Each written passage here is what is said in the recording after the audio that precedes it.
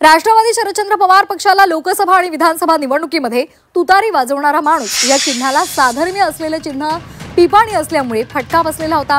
नावही त्याचं तसंच असल्यामुळे मोठ्या प्रमाणात त्यांना फटका बसलेला होता।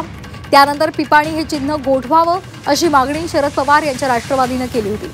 अखेर निवडणूक आयोगाने आता ही मागणी मान्य केली आहे। स्थानिक स्वराज्य संस्थांच्या निवडणुकीमध्ये पिपाणी हे चिन्ह वगळलं आहे।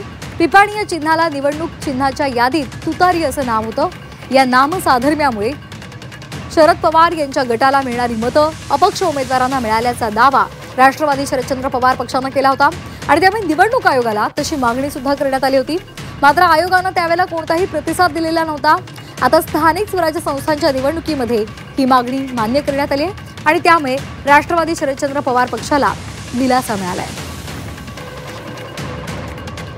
जे पिपाणी चिन्ह निवडणूक आयोगाने दिलं होतं ते पिपाणी चिन्ह आणि आमच्या राष्ट्रवादी काँग्रेस शरद पवार साहेबांचं जे तुतारी चिन्ह आहे हे एकसारखे दिसत होते। त्याच्यामुळे मोठा फटका आम्हाला लोकसभेच्या निवडणुकीमध्ये बसला। लोकसभेच्या निवडणुकीमध्ये आमचा एक खासदार म्हणजे 10 पैकी आमचे 8 आलेत, पण शशिकांत शिंदे जे उभे होते ते फक्त पडले पिपाणीमुळे। कारण की पिपाणी आणि तुतारी एकत्र दिसले जात असल्यामुळे त्या पिपाणीला जवळजवळ 45,000 मतं पडलेत आणि त्याच्यामुळे आमचे शशिकांतजी शिंदे खासदार त्या निवडणुकीमध्ये पराजय झाले।